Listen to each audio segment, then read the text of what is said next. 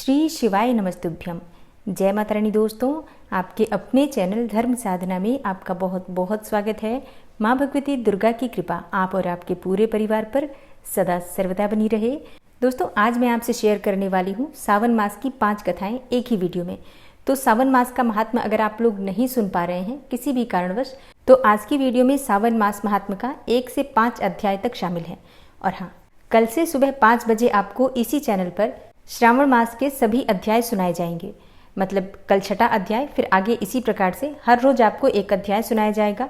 ये वीडियो सुबह 5 बजे आपको मिलेगी। शिव पुराण की वीडियो आपको सुबह 7 बजे मिलती है। तो जिस प्रकार से आप लोग शिव महापुराण की कथाएं सुनकर अपना प्यार दे रहे हैं, उसी प्रकार से इस कथा को भी जरूर सुनिए। और अब भगवान भोलेनाथ का ध्यान करके सावन मास के महात्मा का श्रवण करते हैं। मुनि श्रेष्ठ सौनक जी ने श्री सूत जी से पूछा, हे महाभाग, हे महामते, हे व्यास शिष्य, श्री सूत जी, आपके मुख से हमने अनेकों आख्यान सुनकर आनंद प्राप्त किया है, किंतु फिर भी हमारे कानों की प्यास अभी बुझी ही नहीं, बल्कि और अधिक सुनने की इच्छा बढ़ती ही जा रही है। हे मुनि श्रेष्ठ, आपने तुला राशि का सूर्य होने पर कार्तिक मास का महात्म्य, मकर का सूर्य हो जाने पर माघ मास का महात्म्य तथा मेष का सूर्य हो जाने पर वैशाख मास का महात्म्य सुनाया। इन मासों के जो गुणधर्म हैं वो भी आपने समझाया, लेकिन अब इन मासों से भी उत्तम आपके अनुसार यदि कोई महीना परमपिता परमेश्वर को सदैव धर्म प्रिय हो तो उसे भी विस्तार पूर्वक कहिए। हमारे मन में उसको सुनने की तीव्र लालसा है। यह सुनकर सूत जी ने बड़े प्रेम पूर्ण शब्दों में कहा, आप सब मुनिगण ध्यानपूर्वक सुने। मुझे आपको सुनाने में बहुत आनंद प्राप्त होता है। आप सर्वगुण संपन्न हैं, अर्थात अच्छे श्रोता हैं। अच्छे श्रोता के जो 12 गुण बताए गए हैं, जैसे दंभ रहित, आस्तिक बुद्धि, शठता रहित, परमात्मा में अटूट भक्ति, भगवत चर्चा सुनने की तीव्र इच्छा, नम्रता, ब्राह्मण भक्त, सुशील स्वभाव, धैर्य युक्त, पवित्र, तपस्वी तथा दोषारोपण रहित होना, वे सभी गुण आप लोगों में हैं। इससे मैं प्रसन्न होकर आपसे तत्व की बात कहता हूँ। धर्म को जानने की इच्छा से बुद्धिमान सनत कुमार ने परमेश्वर को दोनों हाथों से नमस्कार करके भक्तिपूर्वक पूछा, हे देवों के देव महादेव, अनेकों योगियों के ध्येय चरण कमल, आपसे अनेकों व्रत तथा धर्मों को सुना, किंतु इस समय हमारे हृदय में एक ऐसे मास का महात्म्य श्रवण करने की अभिलाषा है जो 12 मासों में सर्वोत्तम, आपको अत्यंत प्रसन्न करने वाला तथा जो सब कर्मों का सिद्धि प्रदाता हो। हे देव, जिस मास में कर्मों के करने से ही अनंत फल की प्राप्ति होती हो, संसार के कल्याण के लिए ऐसे मास के सभी धर्मों का वर्णन समझा कर करें। ईश्वर ने सनत कुमार से कहा, हे ब्रह्मपुत्र सनत कुमार, आपकी सेवा तथा भक्ति से प्रसन्न होकर मैं आपसे अत्यंत गुप्त बात कहूँगा। 12 महीनों में श्रावण मास मुझे अधिक प्रिय है।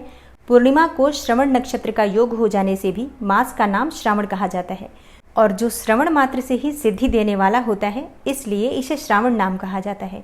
आकाश के समान स्वच्छ हो जाने से नभा नाम कहा गया है। उस मास के धर्मों की गणना करने के लिए भूमि पर कौन समर्थ हो सकता है। जिसके संपूर्ण फलों को कहने के लिए ब्रह्मा जी हुए, और जिस श्रावण मास के महात्म्य को देखने के लिए इंद्र हुए, और जिसके फल को कहने के लिए भगवान अनंत ने 2 सहस्त्र जीवा धारण की। हे महामुने, दूसरे मास इस मास की एक कला को भी नहीं प्राप्त हो सकते। संपूर्ण श्रावण मास धर्म रूप और व्रत रूप है। इस मास में कोई भी दिन व्रत शून्य नहीं देखा गया। यहाँ पर मैं जो कुछ भी कहता हूँ वह अर्थवाद नहीं है। अतः जिज्ञासु भक्त, दुखी, बुभुक्षु और अर्थी, इन चारों जनों द्वारा अपनी अपनी अभिष्ट सिद्धि हेतु यह मास सेवन योग्य है। सनत कुमार बोले, हे ईश्वर, आपने अभी कहा है कि इस मास में कोई भी दिन व्रत शून्य नहीं है। हे श्रेष्ठ, उसे आप मुझसे विस्तार पूर्वक कहें कि किस तिथि में कौन सा व्रत किस वार में होता है, और उस व्रत का अधिकारी कौन है। फल तथा विधि क्या क्या है, किसने इस व्रत को किया है, और उद्यापन की विधि क्या है। देवता तथा पूज्य कौन है। पूजन सामग्री में क्या क्या वस्तु होती हैं। प्रधान पूजन किसका है। जागरण विधि क्या है, किस व्रत का क्या समय है। हे प्रभु, वह सब आप मुझसे कृपा करके कहें। आपको श्रावण मास कैसे प्रिय हुआ, इसे पवित्र किस कारण से कहा गया, इस मास में कौन अवतार उत्तम माना गया है, और इस मास में कौन सा अनुष्ठान करने योग्य समझा गया है। हे प्रभु, हे दयालु, आप सब प्राणियों के उदारार्थ मुझसे कहें। रविवार, सोमवार, मंगलवार, बुधवार, बृहस्पतिवार, शुक्रवार तथा शनिवार को जो व्रत आदि किए जाते हैं वह कृपा करके आप मुझसे कहें। आप सबके आदि कारण हैं, अतः आदि देव भी कहे जाते हैं। अन्य देवता आपसे छोटे होने के कारण आप महादेव कहे जाते हैं, पीपल के वृक्ष में ब्रह्मा, विष्णु तथा शिव तीनों देवों का निवास है, उसमें भी आपका निवास सबसे ऊपर और ऊंचा कहा गया है। आप कल्याण रूप से शिव माने जाते हैं। पापनाशक होने से आप हर माने गए हैं। आदिदेव होने से आप श्वेत वर्ण हैं। शुक्ल वर्ण में विकार होने से अन्य वर्ण होते हैं, उनमें कर्पूर वर्ण के समान गौर वर्ण होने से आप आदिदेव हैं। पहले गणेश जी का अधिष्ठान रूप 4 दल का मूलाधार नाम का चक्र है, उसके ऊपर 6 दल का ब्रह्मा जी का अधिष्ठान नाम का दूसरा चक्र है और उसके ऊपर 10 दल वाला भगवान विष्णु का मणिपुर नामक तीसरा चक्र है। फिर हृदय में अधिष्ठान रूप 12 दल का अनाहत नाम का चौथा चक्र है। सबके हृदय में होने वाले उस चक्र में आपकी स्थिति कही जाती है। ब्रह्मा जी तथा भगवान विष्णु के ऊपर आपका निवास होने से आपको मुख्यतः कहा गया है। केवल आपके पूजन मात्र से पंचायतन का अर्चन हो जाता है। यह सब अन्य देवताओं में नहीं है। स्वयं आप शिव हैं और आपके वाम भाग में पार्वती का निवास है, गणपति का दक्षिण भाग में, सूर्य का नेत्र में और भगवान हरि का हृदय में वास है। अन्न को ब्रह्ममय कहा गया है और भगवान हरि को जलरूप कहा जाता है। हे ईशान, जब आप उस अन्न और जल का भोग करने वाले हैं तो आपकी प्रवीणता में किसी को भी संदेह नहीं हो सकता। आपका स्मशान और पर्वत में निवास सब प्राणियों को विरक्ति की शिक्षा प्रदान कर रहा है। संसार को विनाश करने वाला हलाहल विष अपने कंठ में आपने ही ग्रहण किया था। महाप्रलय के लिए कालाग्नि को अपने मस्तक में धारण करने में आप ही समर्थ हैं। विश्व स्वरूप कामांध कुएं में गिरने के कारण कामदेव का वध आपने ही किया था। आप ऐसे महान महत्वशाली हैं कि आपके यश का वर्णन करना आसान बात नहीं है, बल्कि मैं आपकी स्तुति के लिए यदि करोड़ों बार जन्म लेकर भी आपकी स्तुति का वर्णन करना चाहूँ तो भी मैं समर्थ नहीं हो सकता। अतः हे दयामय, आप मेरे प्रश्नों का उत्तर देने की कृपा कीजिए। भगवान शंकर श्री सनत कुमार जी से बोले, हे महाभाग, हे ब्रह्मापुत्र, आप बहुत नम्र हैं। यही कारण है कि आप बड़े दयालु हैं, समस्त सद्गुणों से युक्त श्रोता भी हैं। और हे अनघ, आपने जो श्रावण मास के बारे में पूछा है तथा जो कुछ नहीं भी पूछा है वह सब कुछ भी मैं सहर्ष आपसे कहता हूँ। शत्रुता रहित प्राणी तो प्रिय होता ही है और आप तो वैसे ही नम्र हैं। आपके पिता ब्रह्मा बहुत उद्दंड थे, अतः उनका 5वां सिर कट गया। उस मत्सरता को छोड़कर मेरी शरण में आए। हे तात, मैं आपसे कहूँगा, आप एकाग्रचित्त होकर सुने। हे योगी श्रेष्ठ, श्रावण मास में मनुष्य नियम से रहकर सायंकाल 4 बजे भोजन करे, 1 मास तक रुद्राभिषेक करे, अपनी प्रिय किसी एक वस्तु को छोड़ देवे। पुष्प, फल, धान्य, तुलसी की मंजरी युक्त दल, बिल्व पत्रों से भगवान शंकर की लक्ष्य पूजा करे, कोटिलिंग अर्चना करे, ब्राह्मणों को प्रेम पूर्वक भोजन कराए, नियम का पालन करे, उपवास करे और पंचामृत से अभिषेक, चूँकि मुझे बहुत प्रिय है, उसे भी अवश्य करें। इस श्रावण मास में जो जो क्रियाएं की जाती हैं वह सभी अनंत फलदायक होती हैं। हे मुनियों में श्रेष्ठ, इस मास में भूमि पर शयन करें, ब्रह्मचर्य का पालन करें और सच बोलें, कभी भी व्रत रहित न रहें, पत्तल में भोजन करें तथा व्रती साग मात्र का त्याग करें। हे मुनियों में उत्तम, भक्ति युक्त होकर व्रत का पालन करें, प्रातःकाल स्नान ध्यान करें, इंद्रिय निग्रह करें अर्थात अपनी इंद्रियों को वश में रखें और एकाग्र मन से प्रतिदिन मेरी पूजा करें। इस मास में मंत्रों का पुरस्चरण भी उत्तम सिद्धि प्रदान करने वाला होता है। 6 अक्षर शिव मंत्र और गायत्री मंत्र का जाप करना चाहिए। प्रदक्षिणा, नमस्कार तथा वेदों का पाठ करने से शीघ्र ही मनोवांछित फल की प्राप्ति होती है। पुरुष सूक्त का जाप तो और भी अधिक फलदायक होता है। ग्रह यज्ञ, कोटि होम, लक्ष्य होम तथा अयुत होम करने पर सद्य फलता है और वांछित फल प्रदान करने वाला होता है। हे मुनिश्रेष्ठ, जो व्यक्ति इस मास में एक भी दिन व्रत से रहित व्यतीत करता है वह महाप्रलय तक घोर नरक में वास करता है। यह मास मुझे सर्वाधिक प्रिय है। यह मास फलदायक भी है तथा निष्काम भाव से किए गए कर्म के फलस्वरूप मोक्ष प्रदान करने वाला भी है। हे सत्तम, इस मास में करने योग्य जो धर्म कहे गए हैं उनको मुझसे सुनो। रविवार को सूर्य व्रत करें, सोमवार को मेरी पूजा करके भक्त भोजन करें। श्रावण मास के प्रथम सोमवार से प्रारंभ करके 3.5 मास तक होने वाला संपूर्ण कामना की अर्थ सिद्धि प्रदाता रोटक नामक व्रत होता है। मंगलवार के दिन मंगला गौरी नामक व्रत होता है। बुधवार को बुध का व्रत, बृहस्पतिवार को बृहस्पति का व्रत और शुक्रवार को जीवंतिका देवी का व्रत किया जाता है और शनिवार को हनुमान तथा नृसिंह का व्रत किया जाता है। हे मुनिश्रेष्ठ, अब मैं तिथियों में होने वाले व्रतों का वर्णन करता हूँ, आप ध्यानपूर्वक सुने। श्रावण मास के शुक्ल पक्ष की द्वितीया को औदुंबर नाम का व्रत होता है। इसी मास की शुक्ल पक्ष तृतीया को गौरी नामक व्रत किया जाता है तथा श्रावण शुक्ला चतुर्थी को दूर्वा गणपति नाम का व्रत होता है। इसी को हे मुने विनायक चतुर्थी अथवा गणेश चौथ व्रत के नाम से जाना जाता है। श्रावण शुक्ला पंचमी नाग पूजन के लिए अत्यंत उत्तम मानी गई है। हे मुनि कुलपति, इसका दूसरा नाम मानव कल्पादि है, ऐसा जान लो। षष्ठी के दिन सुपोदन नाम का व्रत और सप्तमी को शीतला देवी का व्रत होता है। अष्टमी और चतुर्दशी तिथि में देवी का पवित्रारोपण करें। श्रावण मास की कृष्ण तथा शुक्ल पक्ष की नौमी को नक्त व्रत का विधान कहा गया है। शुक्ल पक्ष दशमी को आशा नाम का व्रत किया जाता है। कोई कोई मनुष्य इस मास की दोनों पक्ष की एकादशियों को आशा व्रत का होना स्वीकार करते हैं। श्रावण शुक्ल पक्ष की द्वादशी को भगवान हरि का पवित्रारोपण करना कहा गया है। अतः द्वादशी को भगवान हरि का श्रीधर नाम से अर्चन उत्तम गति को प्राप्त कराता है।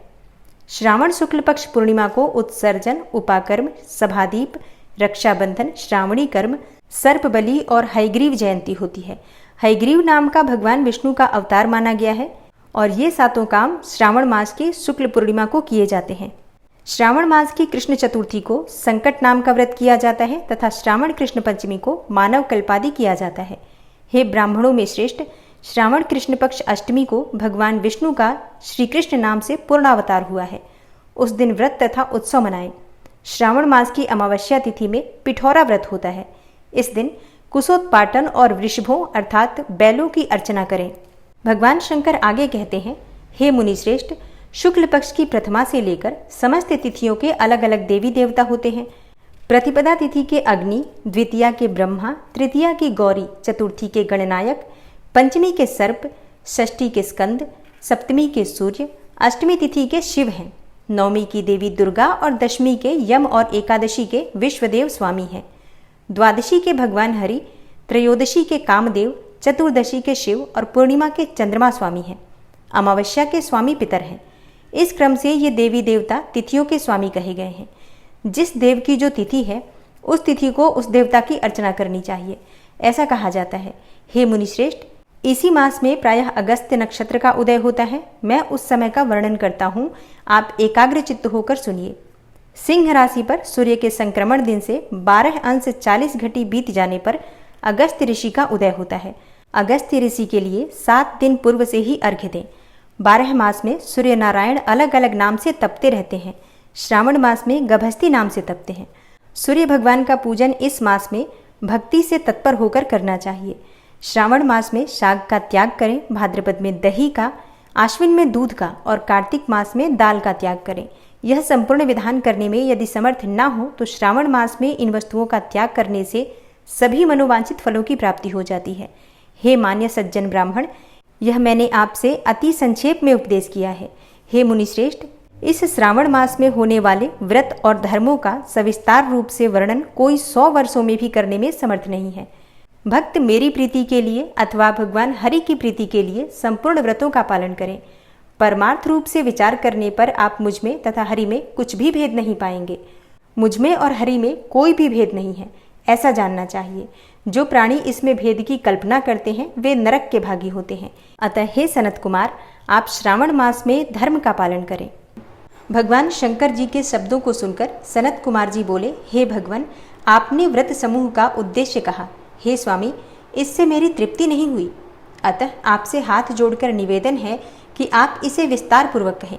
हे देव, आप ऐसा खोल कर समझाएं जिसे सुनकर मैं धन्य हो जाऊं, कृतकृत्य हो जाऊं। इस पर सुरेश्वर ने सनत कुमार से कहा, हे योगीश, जो विद्वान श्रावण मास में नक्त व्रत करके व्यतीत करता है वह 12 मासों में इस नक्त व्रत का फल भोगता है। दिवस की समाप्ति के 3 घटी पूर्व रात्रि भोजन नक्त व्रत के नाम से जाना जाता है। इस नक्त भोजन में सूर्यास्त के पहले 3 घंटे के समय को त्याग कर अवशिष्ट समय लिया गया है। सूर्यास्त के पहले के 3 घंटों को संध्या काल कहा गया है।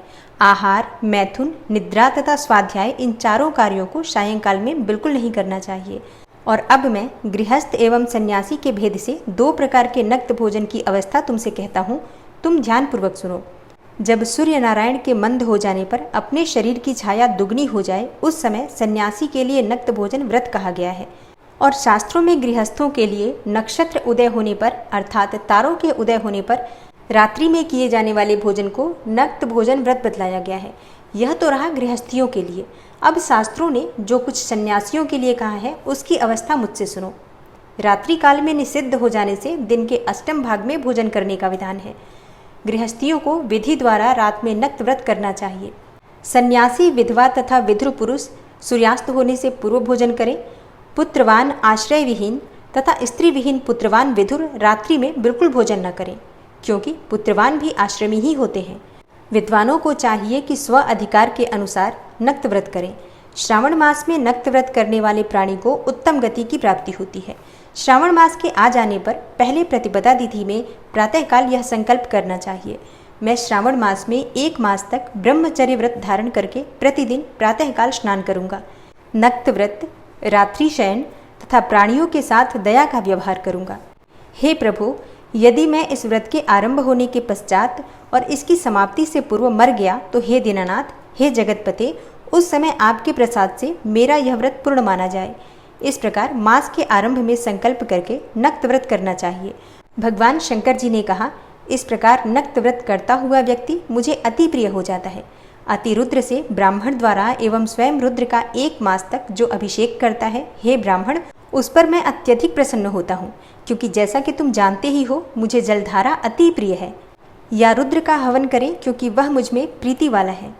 भगवान शंकर जी आगे कहते हैं, हे योगीश, इस मास में जो प्राणी अधिक स्वादिष्ट भोजन या फिर उपयोग की जो वस्तु है उसे संकल्प द्वारा ब्राह्मण को देकर उसका त्याग करता है, वह मुझे बहुत प्रिय होता है। हे ऋषिराज, अब मैं तुमसे उत्तम लक्ष्य पूजा की विधि कहता हूँ, तुम ध्यानपूर्वक सुनो। लक्ष्मी की प्राप्ति की इच्छा रखने वाले मनुष्यों को बिल्व पत्रों से और शांति की कामना वाले को दुर्वाओं से तथा आयु की इच्छा रखने वाले प्राणियों को चंपा पुष्पों से भगवान श्री हरि की पूजा करनी चाहिए। जो प्राणी विद्या प्राप्ति की इच्छा रखता हो उसे मल्लिका तथा चमेली के पुष्पों से अर्चन करना चाहिए। तुलसी दलों से भगवान सदाशिव और भगवान श्री हरि विष्णु प्रसन्न होते हैं। जिस मनुष्य को पुत्र प्राप्ति की इच्छा हो उसे कटेरी के पुष्पों से पूजन करना चाहिए। दुस्वप्न जिसे दिखाई देते हों, अर्थात जिसे बुरे स्वप्न आते हों, उसे उसका नाश करने के लिए उत्तम धान्य से अर्चन करना चाहिए। देव के सामने रंगबल्ली, पद्म, स्वास्तिक और चक्र आदि बनाकर विभु का अर्चन करें। मनुष्य को संपूर्ण कामनाओं की सिद्धि के लिए सब पुष्पों से अर्चन करना चाहिए। यदि प्राणी लक्ष्मी पूजा करता है तो भगवान सदाशिव प्रसन्न होते हैं।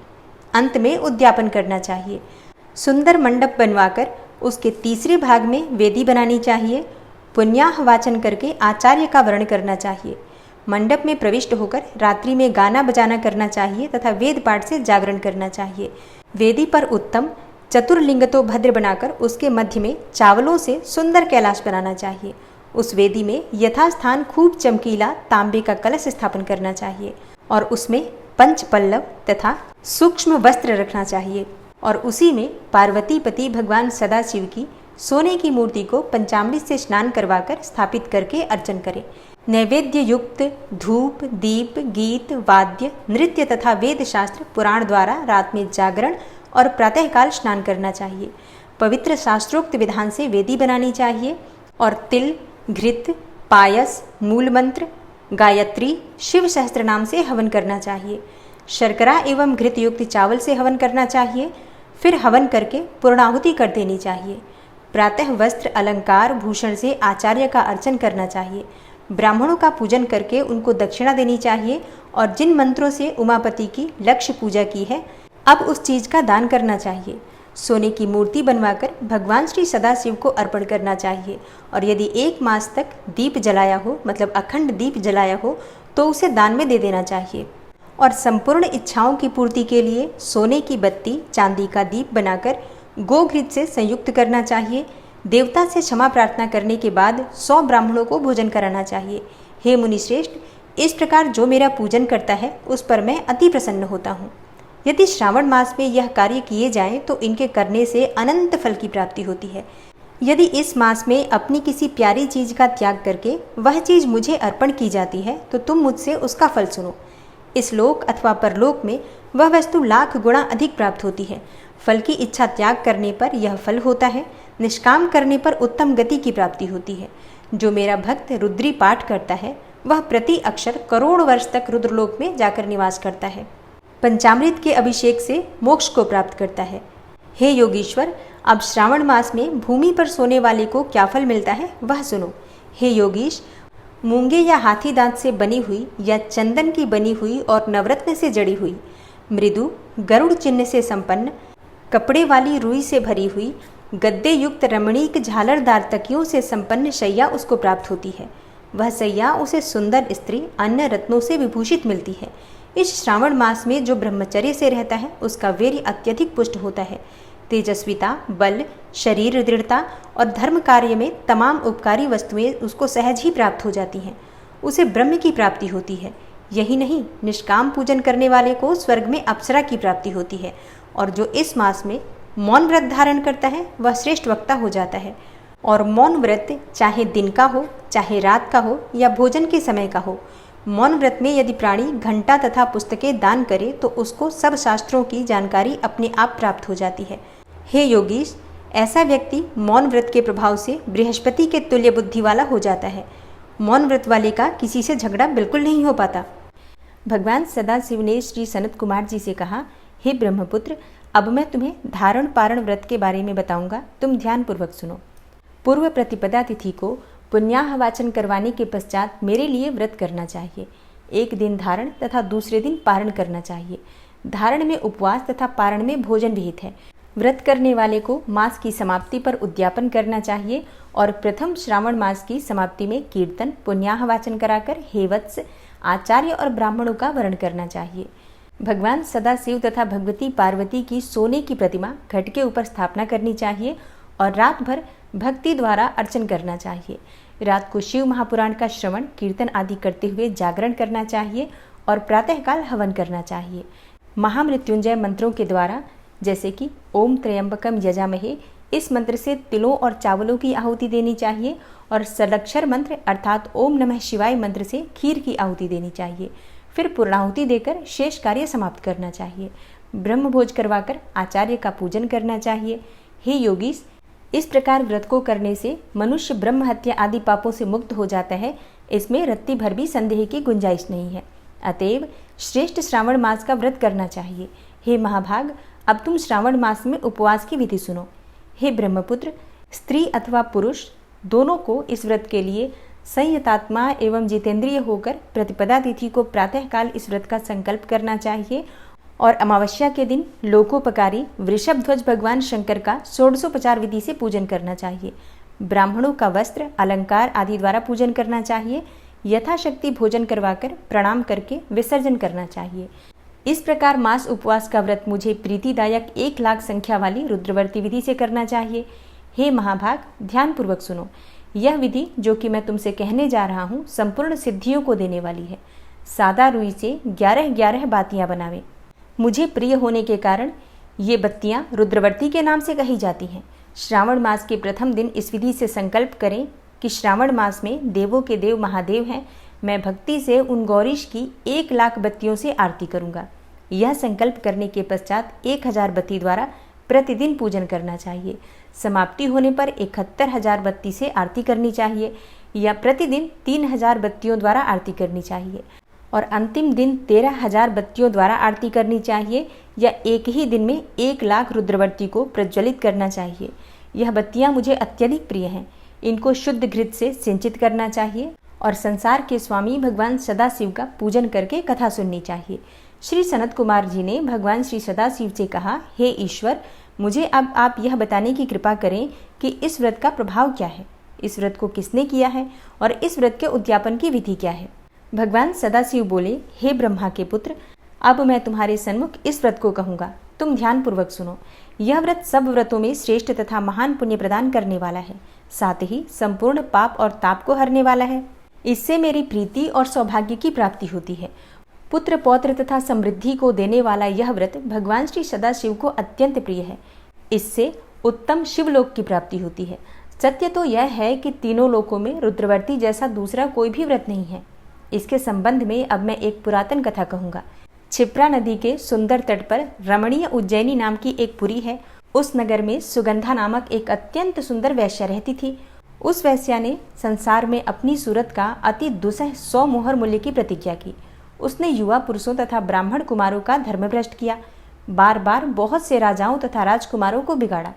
उनके भूषण आदि छीनकर उनको बुरी तरह से अपमानित करके अपने घर से निकाल दिया करती थी।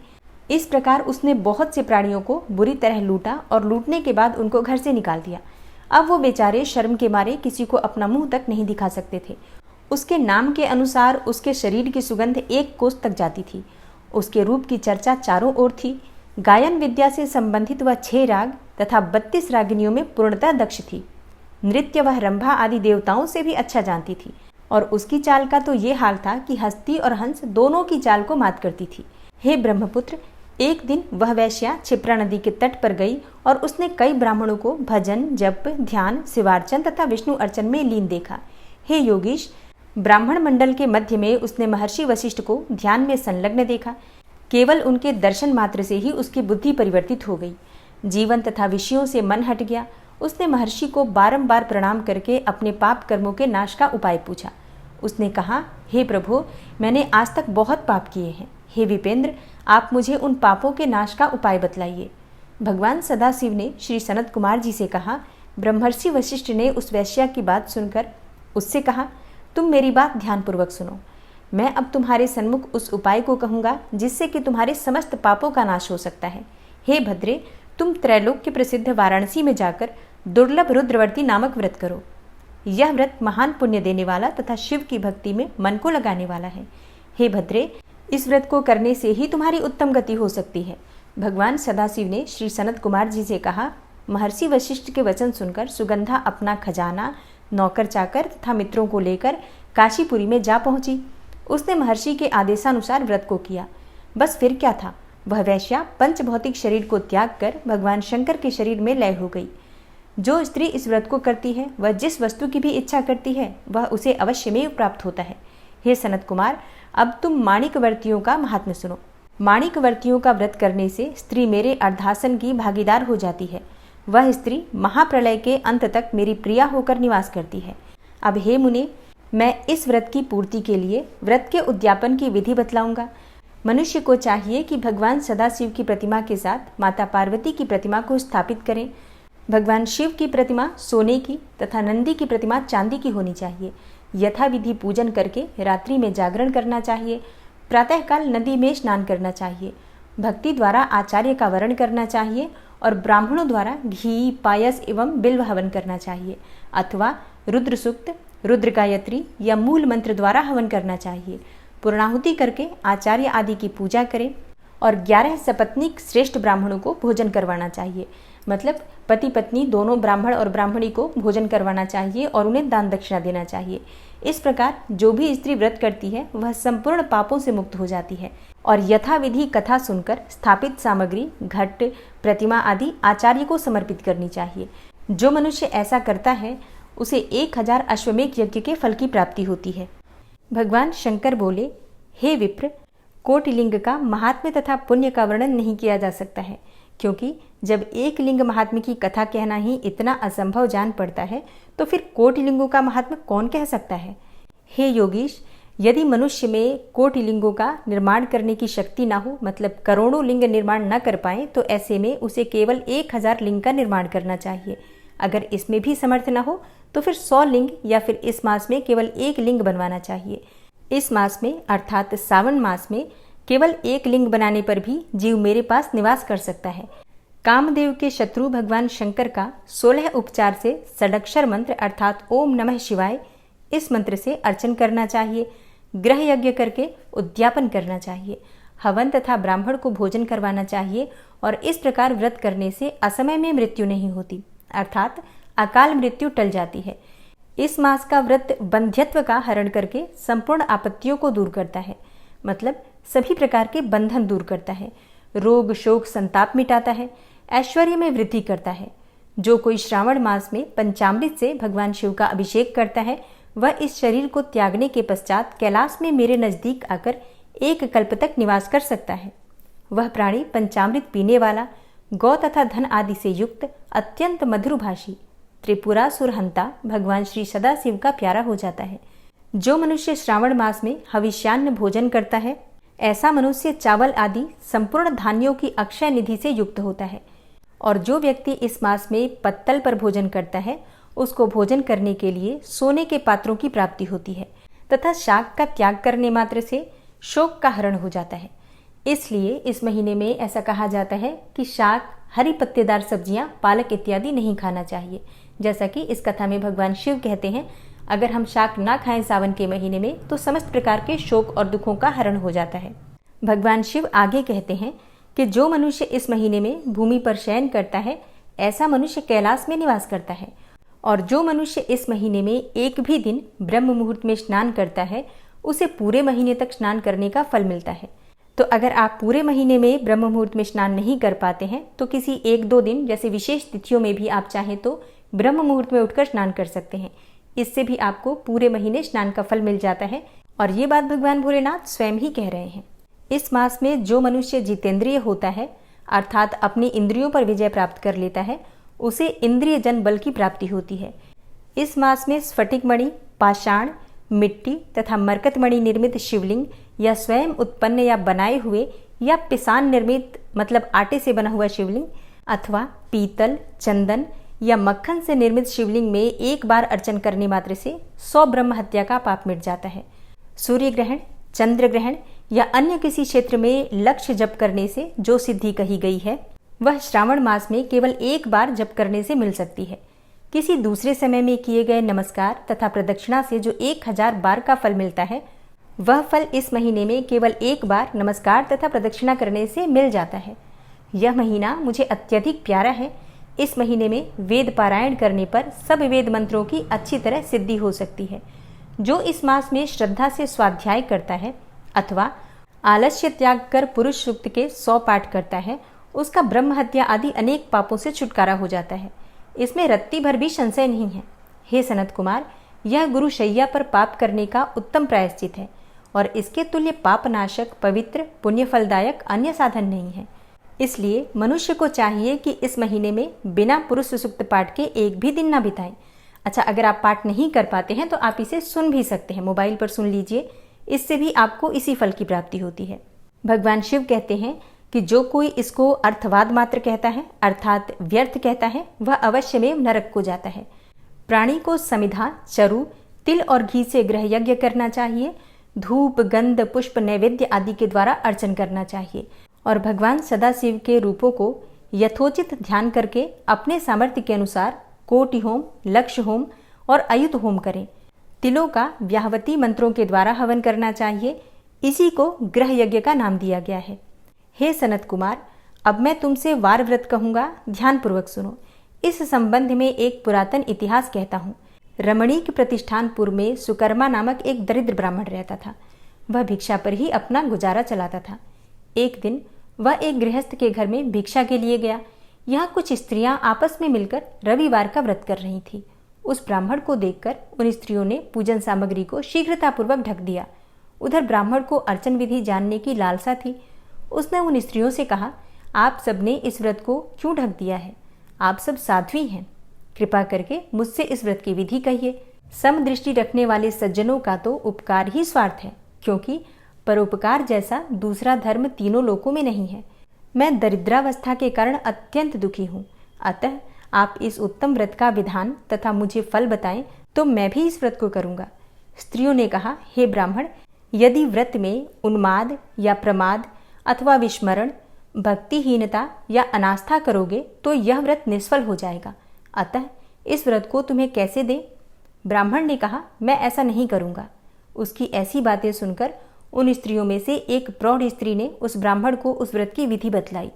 उसने कहा, श्रावण मास में शुक्ल पक्ष के पहले रविवार को मौन होकर उठना चाहिए। शीतल जल से स्नान करके नित्य कर्म करके पान के पत्ते पर 12 परिधि वाला मंडल लिखना चाहिए। उसे लाल चंदन से सूर्यनारायण के तुल्य गोलाकार लिखना चाहिए। उस मंडल में संज्ञा नाम वाली स्त्री सहित सूर्य का लाल चंदन द्वारा पूजन करना चाहिए। फिर घुटने जोड़कर जमीन पर बैठकर सूर्य के 12 मंडलों पर अलग अलग लाल चंदन से युक्त लावा तथा जपा अर्थात उड़हुल के पुष्पों द्वारा अर्घ्य श्रद्धा भक्ति से सूर्य नारायण को देना चाहिए। अर्घ्य को रक्ताक्षत अर्थात लाल चावल, जपा पुष्प और उपचारों द्वारा युक्त करें। नारिकेल बीज और खांड शर्करा से युक्त सूर्य के मंत्र पढ़कर नैवेद्य देना चाहिए और सूर्य के 12 मंत्रों द्वारा स्तवन करना चाहिए। 12 बार नमस्कार करना चाहिए और 12 बार प्रदक्षिणा करनी चाहिए। फिर 6 सूतों को मतलब कच्चे धागे को एक में मिलाकर उसमें 6 ग्रंथियां लगानी चाहिए, अर्थात 6 गांठ लगानी चाहिए।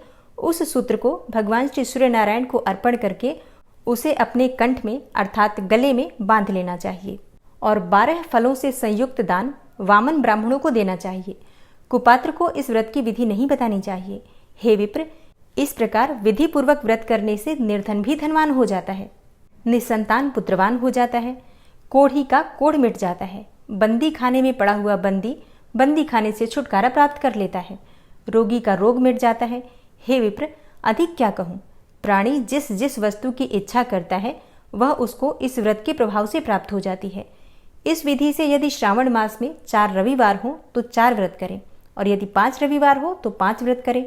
व्रत के पूर्ण फल की प्राप्ति के लिए उद्यापन करें। हे विप्र, इस प्रकार व्रत करने से कार्य सिद्धि होती है। वह ब्राह्मण उन स्त्रियों से इस प्रकार व्रत की विधि जानकर अपने घर को वापस लौट आया।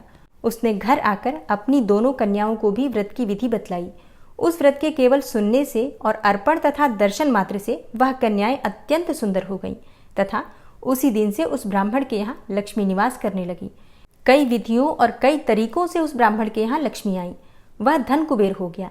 एक दिन राजा ने मार्ग से गुजरते हुए उन कन्याओं को अपने मकान की खिड़की में खड़े देख लिया। रूप की खान उन दोनों बहनों को देखकर वह देखते का देखता रह गया। वह उन पर मोहित हो गया। उसने ब्राह्मण को बुलाया और अपने लिए उसने दोनों कन्याओं को मांग लिया। ब्राह्मण ने भी प्रसन्न होकर उन दोनों कन्याओं को राजा को दे दिया। कन्याएं भी राजा जैसा पति प्राप्त करके प्रसन्न हो गईं। फिर उन्होंने इस व्रत को किया तो पुत्र पौत्र आदि से युक्त हो गईं। हे सनत कुमार, मैंने अभ्युदय को देने वाले इस व्रत को आपके सामने कहा है। हे ब्रह्मपुत्र, जिस व्रत के सुनने मात्र से सब इच्छाओं की पूर्ति हो जाती है, तो ऐसे व्रत के अनुष्ठान के फल का क्या कहना है। श्रावण मास में रविवार के व्रत को करने मात्र से हर प्रकार की इच्छा पूर्ण हो जाती है। ओम नमः शिवाय।